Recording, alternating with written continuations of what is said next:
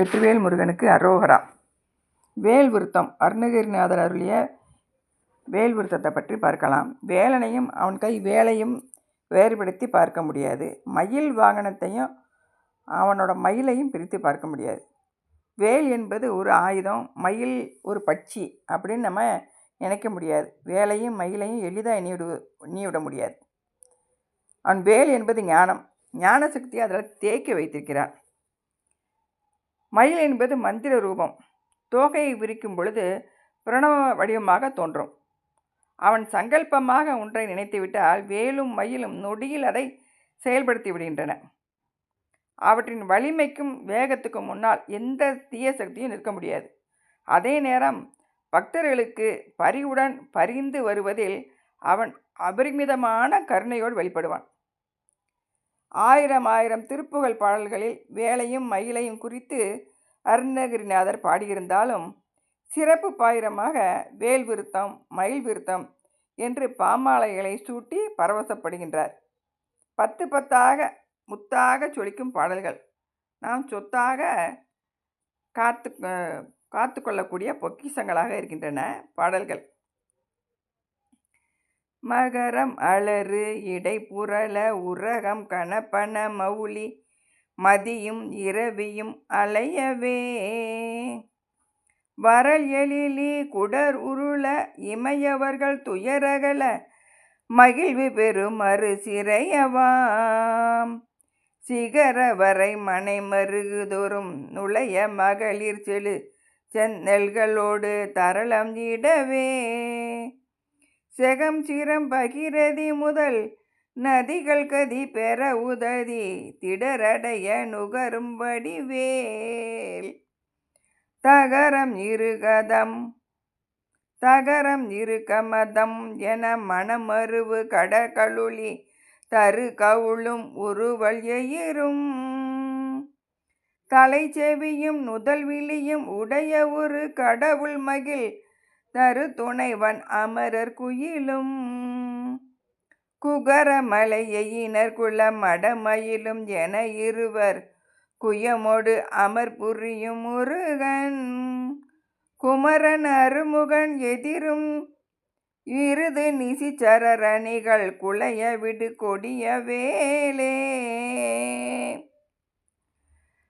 கடலின் மத்தியில் மாமரமாக நின்ற சூரபத்மாவின் மேல் வேலை எறிந்தபோது வேலின் வெப்பத்தை தாங்க முடியாமல் கடல் நீர் அனைத்தும் ஆவியாகிய போது அடியில் சேறு மட்டும் இருந்தது. அந்த சேற்றில் உள்ள பெரிய மீன்கள்லாம் நெளிந்து புரண்டபோது சேற்றின் நடுவில் ஆங்காங்க துவாரங்கள் தெரிய அந்த துவாரங்கள் வழியாக அதல பாதாளத்தில் பூமியை தாங்கி கொண்டிருக்கும் ஆதிசேஷனது 1000 பணா மகுடங்கள் அந்த மகுடங்கள்லாம் தெரியுதான். ஆதிசேஷன் 1000 தலையோடு இருப்பாராம். அந்த மகுடங்கள்லாம் தெரியுது. அந்த இடைவெளி வழியாக சேற்றின் சந்துகளின் மூலமாக சூரிய சந்திரர்களின் ஒளிக்கற்றைகள் எல்லாம் அந்த பாம்பு படத்து மேலே விழ அதில் உள்ள 1000 கணக்கான ரத்தினங்களும் ஒளி வீசி பிரகாசிக்கின்றதாம். வேலாயுதத்தின் வேகத்தால் மேகங்கள் சுழற்சி அந்த உள்ளே புகுந்ததுனால மேகமெல்லாம் மழை பொழியுது. இதுவரைப்பட்ட துன்பங்கள்லாம் தீர்ந்து போச்சு அப்படின்னு தேவர்கள்லாம் களிப்படைஞ்சு இருக்காங்க. இந்த சூரனான மாமரம் நதியெல்லாம் சமுத்திரத்தில் போய் விழ முடியாமல் அடைச்சி நின்னதுனால நதிகளுடைய ஓட்டமும் தலைப்பட்டது. அப்போ மலைகள்லாம் ஆடத் தொடங்கியிருக்கு. இப்போ இந்த சூரபத்மனான மாமரம் பிளந்து போட்டதுனால இப்போ நதிகள் முன்போல் பாய தொடங்கிருச்சு. மலைகள்லாம் மகிழ்ச்சி கொண்டு இருக்குதான். இதுவரைக்கும் வானிலையில் நீர்நிலை தடுமாற்றம் இதெல்லாம் அவலம் இருந்ததெல்லாம் போய் பழையபடி மழை பெய்து நதிகள் பாய்கிறதுனால மலை வயல்கள்லாம் அந்த மலையில் இருக்க வயல்கள்லாம் செழிப்பாக நெற்பயில்களை விளைத்து இந்த ஆறுலாம் மலையிலேருந்து வர்ற ஆறுகள்லாம் முத்துக்களை அப்படியே அள்ளிட்டு வருதான். இந்த ரெண்டையும் சேர்த்து மலையில் இருக்க பெண்கள்லாம் உரலில் போட்டு இடிக்கிறாங்களாம். அப்படி செல்வ செழிப்போடு இருந்திருக்காங்க. தன்னுடைய அடியார்களை குறை தீர்ப்பதற்காக விநாயகப் பெருமானுக்கு 2 செவிகள் பெரிய செவியாக இருக்குது. அடியார்களுடைய பகையை ஓட்டுவதற்காக அவருக்கு நெற்றியில் 3வது கண் இருக்கான். வேலை பற்றி பாடுறதுனாலையும் வேல் ஞானத்தின் சொருபமாக இருக்கிறதுனாலையும் தனியாக கணபதிக்கு துதிப்பாடல்கள் பாடாமல் இந்த பாட்டிலே பின்னாடியே விநாயகப் பெருமானை எண்ணி வழிபாடு செய்கிறாரு அருணகிரிநாதர். துணைவன் அப்படிங்கிறதுல ஒரு சின்ன கருத்து இருக்குது. அதாவது தன்னோட சகோதரனான விநாயகப் பெருமானை தொழும் அடியவர்களுக்கு முருகப்பெருமான் துணையாக வருவான் என்றும் சொல்லப்படுது. இதில் அறுசிறை அப்படிங்கிறது முன்காலத்தில் மலைகளுக்கெல்லாம் சிறகுகள் இருந்திருக்கு. அவையெல்லாம் பறந்து போய் கண்ட இடத்துலலாம் இறங்கி இந்த உலகத்தில் இருக்கவங்களுக்கெல்லாம் துன்பம் விளைவித்ததுனால அவரின் சிறகுகளெல்லாம் இந்திரன் தன்னோட வஜ்ராயத்தால் வெட்டிட்டான். இதையே அருணகிரிநாதர் இதில் அறுசிறை அப்படின்னு சொல்லி குறிப்பிடுறார். அடுத்த பாடல். வெங்கால கண்டர் கைசூளமும் திருமாயன் வெற்றி பெரு சுடராளியும் விபுதர்பதி குளிசமும் சூரன் குளம் கள்ளி எல்லாம் என கருதியே சங்கிராமணி சயித்து அருள் என தேவர் சதுர்முகனும் நின்று இறப்ப சயிலமோடு சூரன் உடல் ஒரு நொடியில் உருவியே தனியாண்மை கொண்ட நெடுவேல் கங்காளி சாமுண்டி வாராகி இந்திராணி கௌமாரி கமலாச்சன கண்ணி நாரணி குமரி திரிபுரை பைரவி அமலை கௌரி காமாட்சி சைவ சிங்காரி ஆமலை பவானி கார்த்திகை கொற்றி திரியம்பகி அளித்த செல்வ சிறுவன் அருமுகன் முருகன் நிருதர்கள் குல அந்தகன் செம்பன் திருக்கை வேலே. வெங்கால கண்டர் கைச்சூளம்.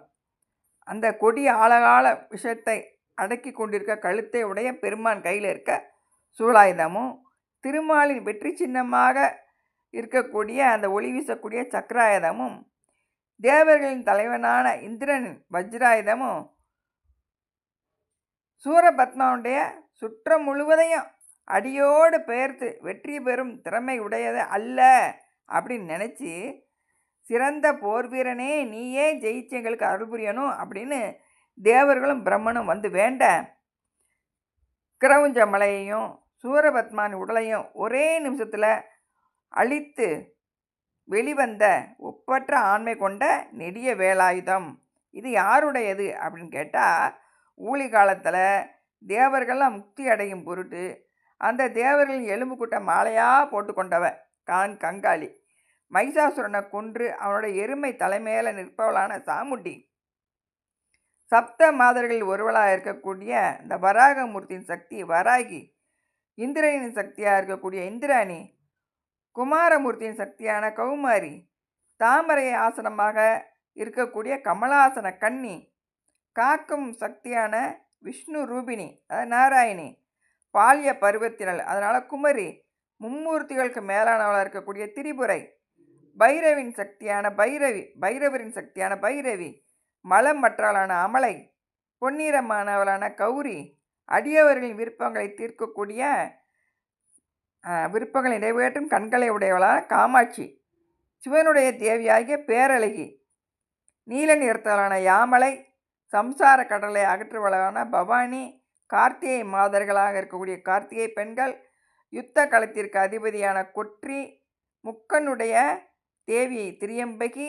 இவர்களெல்லாம் அளித்த செல்வ சிறுவன். இந்த உலகத்திலெல்லாம் முக்தி செல்வத்தை கொடுக்கக்கூடிய பாலகன். ஆறுமுகன், அதாவது சண்முகன். முருகன் ஞான சொரூபி. இந்த அரக்கர் குலத்தை அழித்தருளிய கந்தபிரான் திருக்கையில் இருக்கக்கூடிய பொன்னொளி வீசக்கூடிய வேலாயுதமே ஆகும் அப்படின்னு சொல்லி இந்த வேலாயுதத்துக்கு இவ்வளவு சிறப்பு அம்மைகளை பற்றி எல்லாம் அவங்களுடைய பெற்றெடுத்த முருகப்பெருமானின் திருக்கையில் இருக்கக்கூடிய வேலாயுதம் அப்படின்னு சொல்கிறார். முதல்ல 2 அடிகளில் இருக்க கருத்து ஆதிசங்கரர் தான் அருளிய ஆன்மபோதம் அப்படிங்கிற ஒரு நூலில் ஒரு பொருளை மற்றொரு பொருள் அழிக்கணும் அப்படின்னா 2க்கு இடையில பகைமை இருக்கணும். உதாரணமாக பூனைக்கும் எலிக்கும் பகை இருக்குது, அதனால் ஒன்று அடிச்சுக்கிறது. பூனை எலியை கண்டால் கொன்றுடும், ஆனால் பசு எலியை கொள்ளாது. காரணம் அவைகளுக்கும் எந்த பகையும் கிடையாது. அதுபோல் அஞ்ஞானத்தை அழிக்க அதற்கு நேர் பகையாக இருக்கக்கூடிய ஞானத்தால் தான் முடியும். அந்த அஞ்ஞானத்தின் முழு உருவமான சூரபத்மாவை ஞான சக்தியாக இருக்கக்கூடிய வேலாயுதத்தால் தான் அழிக்க முடியும். சூலாயுதமோ சக்கராயுதமோ அல்லது வஜ்ராயுதமோ முழு ஞான சக்தி இல்லாதனால அவைகளால் சூரனை கொல்ல முடியாது. அதனால் உலக வழக்கத்திலேயே ஞானவேல் அப்படின்னு தான் சொல்லுவாங்க. இப்படி மனிதர்களுக்கு பேரும் வச்சுருக்காங்க ஞானவேல்னு. ஞான சூலம், ஞான சக்கராயுதம் அப்படிலாம் பேர் வைக்கல. அப்போ சூரனின் மேலே வேலை பிரயோகத்தை கூறும் பொழுது சிவம் 5 எழுத்தை முந்த விடுவோனே அப்படின்னு சொல்கிறாரு. இதை சிதம்பர திருப்புகளில் வரும் பாடலில் சொல்கிறாரு. அதாவது பஞ்சாட்சரமே வேல் அப்படிங்கிற ரகசியமான ஒரு கருத்தை மறைமுகமாக உணர்த்துறாரு அப்படின்னு சொல்லப்படுது.